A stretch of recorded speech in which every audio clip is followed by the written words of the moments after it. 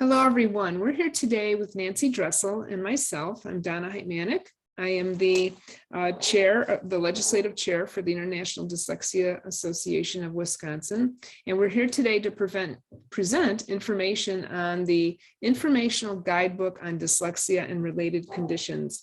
And the reason I asked Nancy to join us today is because she and I met about 3 years ago. And when we worked on this, we worked on the 2018 Legislative Council Study Committee on the Identification and Management of Dyslexia. And from that committee, two proposals came out, but one actually came to fruition, and that is this guidebook.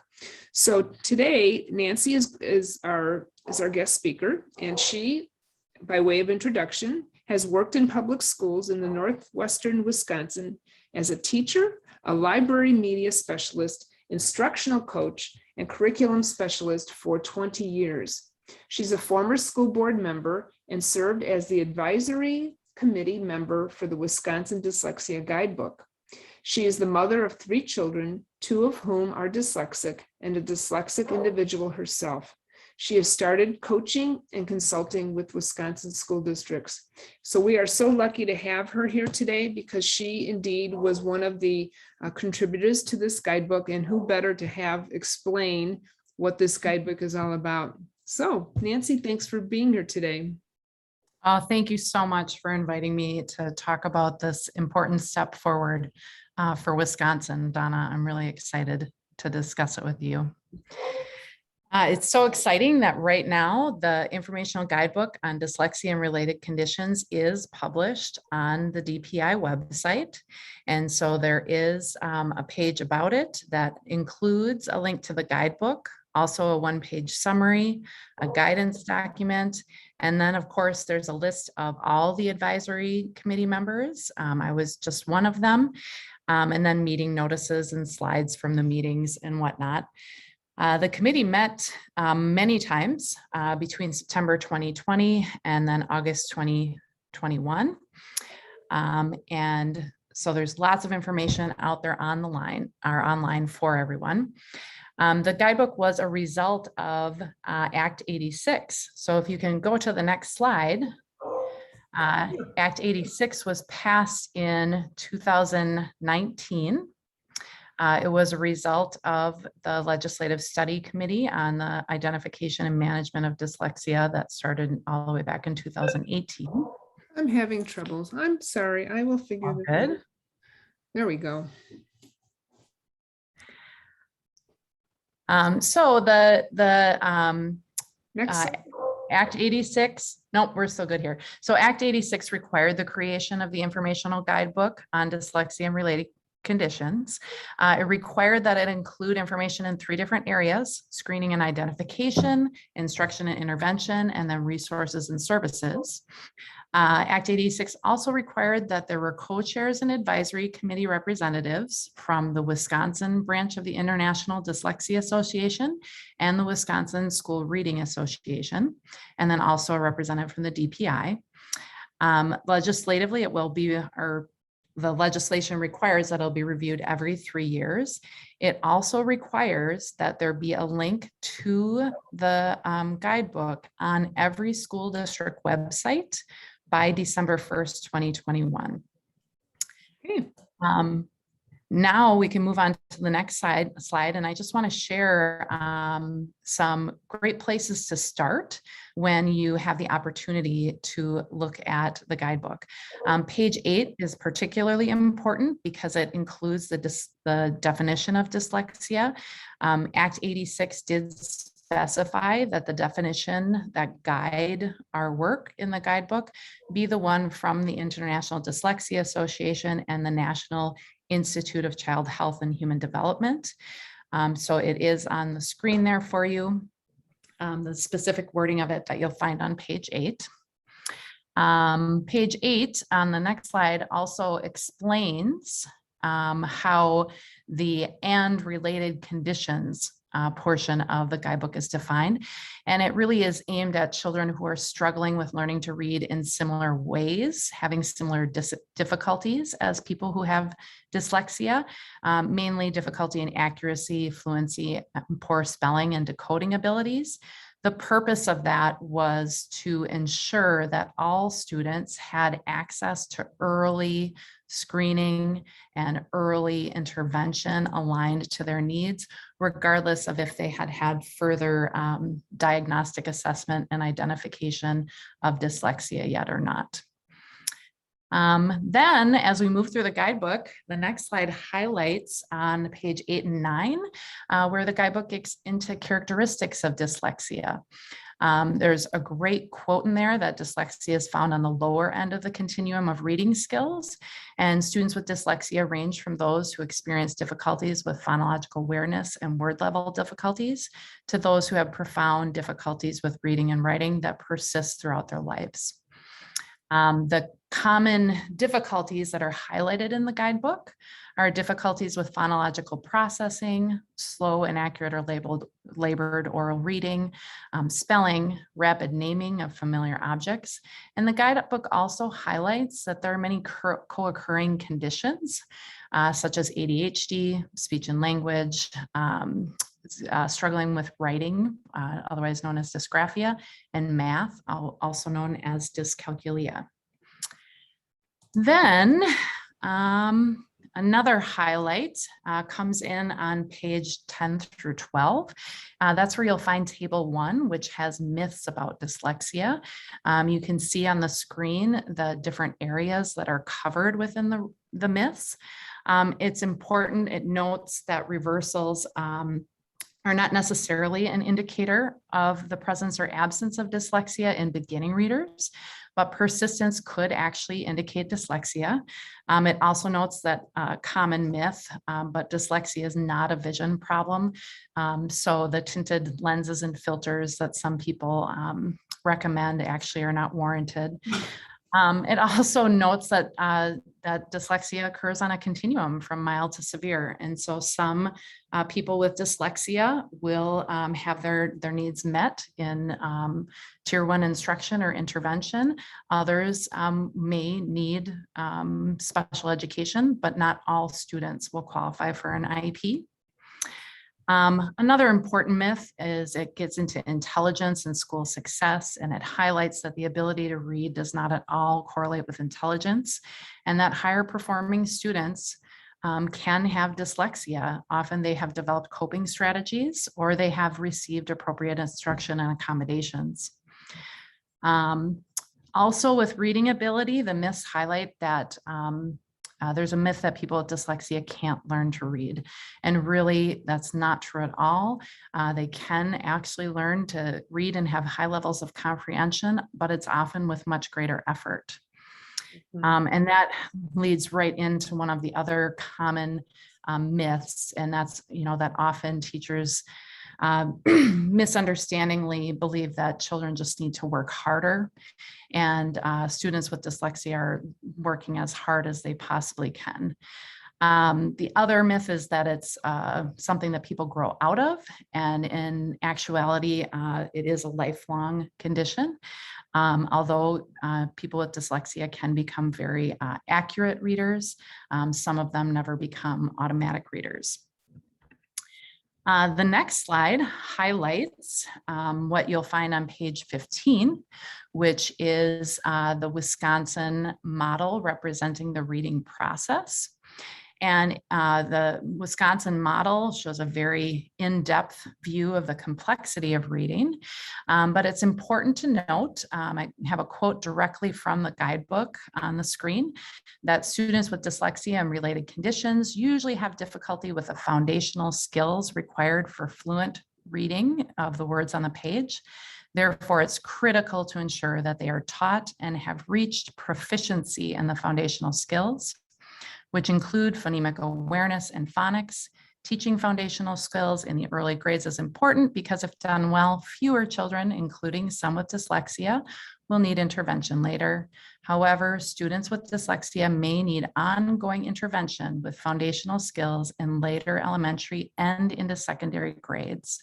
And so there's an orange box at the top that highlights the portion of the Wisconsin reading model that is exemplary of the challenges that most students with dyslexia have. And, often those foundational skills are associated with K2, but it does highlight that there are some students with dyslexia that will need instruction in those foundational skills beyond K2. The next slide highlights another important piece of information that's found on page 15. They highlight some resources about the new WisconsinELA standards that were published in 2020. They include a new strand of reading foundational skills.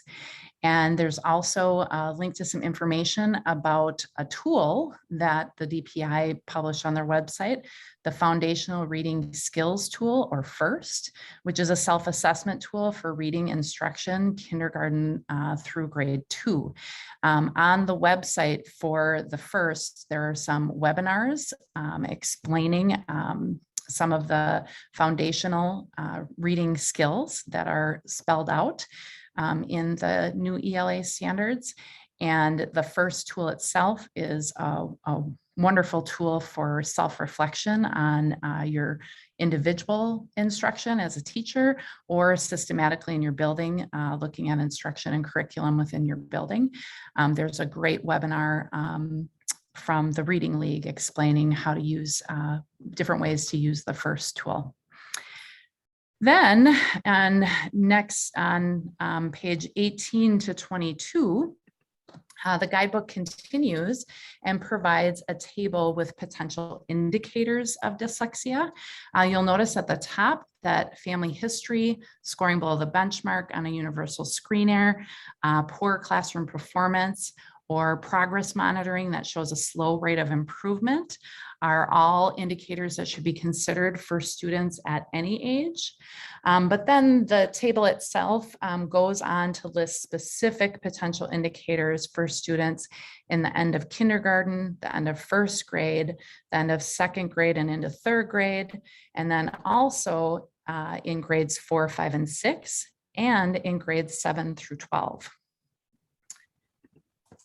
Next great highlight from the guidebook happens on page 24. There's a table that highlights potential areas of diagnostic assessment for dyslexia and related conditions.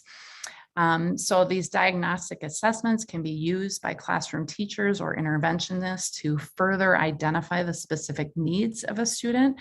And they also could be used in a process for evaluating a student for a 504 or a special education evaluation. So there are a specific listing of potential areas for both 4K, kindergarten, first grade, and then second and third grade and beyond. So really second through 12th grade. And some of those areas of suggested diagnostic assessment include phonological awareness, phonemic awareness, RAN, letter sound association, phonological memory, word recognition, oral reading fluency, vocabulary, and listening comprehension. Then moving all the way ahead to page 40, that's where we get into some great information about instruction and the benefits to students with dyslexia. It highlights that their instructional needs can be met through a combination of universal or classroom instruction, intervention, and if needed, special education. But that at all levels, it should be designed to meet the needs of the individual students. Usually, the students with dyslexia will need additional instruction and intervention or practice with phonological awareness, phonemic awareness, the alphabetical principle, phonics, morphology, and fluency. Although it also highlights that additional practice and intervention in those areas is integrated in instruction that includes all the components of reading. Also related to instruction on page 34 through 39, there is table 5 that highlights some critical principles of reading instruction for students with dyslexia and related conditions. The table is kind of broken up into 5 different areas that are important to consider. The first one is systematic and cumulative. It highlights that there needs to be a clear plan or program of instruction that begins with the easiest concepts, that it should consistently be ongoing and reviewing skills and concepts, and that there's a particular importance for students with dyslexia that there's consistency in instruction and educator language between all instructional settings. So between the classroom and intervention, or potentially classroom intervention and even special education. The next characteristic that's highlighted is that instruction should be explicit. So they point out that a limited number of concepts, intentional grouping of students, step-by-step demonstrations of skills done by the teacher, and that also students with dyslexia may need multimodal strategies. So combinations of audio, verbal, visual, and tactile methods of learning. In the area of feedback, the guidebook highlights prompting and coaching and specific feedback for word solving strategies. In the application section, they also highlight that the students should have the opportunity to apply word solving strategies that lead to accuracy and independence, and that very carefully selected decodable texts that are controlled for vocabulary and phonics patterns should be used particularly for students with dyslexia. The last section is called collaboration. And what's interesting is that it is really aimed at ensuring that students with dyslexia have access to grade level content and areas of interest. And that often needs to happen through assistive technology. So it highlights the use of text-to-speech, multimedia, audio, and read aloud, so that students can be full participants in their learning, regardless of what their current skills that they're working on or reading level is. Then another great part is on page 52. There's a table there that highlights the literacy-related professional learning organizations in the state of Wisconsin. And I'm so grateful to Donna, to the Wisconsin branch of the International Dyslexia Association and the Reading League and Decoding Dyslexia. I had the opportunity to attend some WSRA conventions in my career, but my learning has just accelerated hugely since I've connected online with some of these other Wisconsin literacy organizations and the professional learning that they offer. There are so many free and low-cost learning opportunities. It has been absolutely fabulous. Also, the work cited on page 55 through 58 is a very powerful resource. There were many guidebooks that we referenced in our work as the advisory committee, providing feedback on important things to have in this guidebook. And all of the ones that are pictured or listed on the screen are referenced directly within the Wisconsin Informational Guidebook on Dyslexia and Related Conditions. So there's links to them right within the work cited. All of them could be additional resources of information and guidance to individual teachers and school districts. Also within the work cited, there are many books and journals and websites that were referenced throughout the guidebook. And so these would be wonderful resources to add to a professional library in your school district.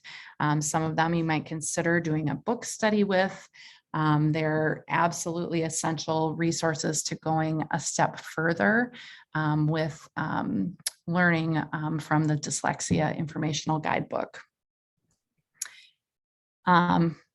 And so I guess in closing, Donna, I just want to thank you for all your work legislatively with the Wisconsin branch of the International Dyslexia Association that led to Act 86 and the creation of this dyslexia guidebook.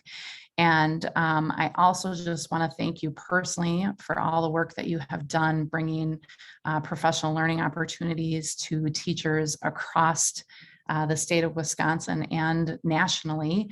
I personally have benefited so greatly from being a part of your Facebook groups, the Science of Reading, What I Should Have Learned in College, and the Wisconsin, the Science of Reading Facebook groups just are so a plethora of information and have been so beneficial to me. So thank you. You are welcome, and thank you for all of your work. It never ends, and we're going to continue this work. I'm so excited to see this guidebook out, and we have lots to work on in the state of Wisconsin, but we're getting there.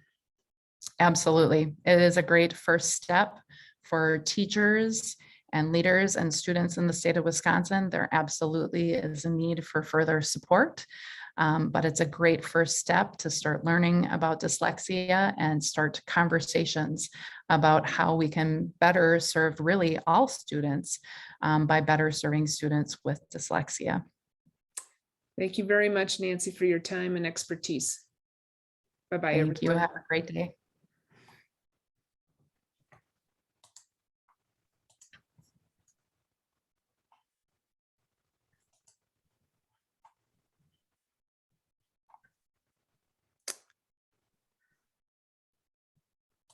Well, hey, how'd we do on time? You're still recording. I'm still recording. I can't get my prompt here. That's all right. I'll just cut it. Oh my gosh.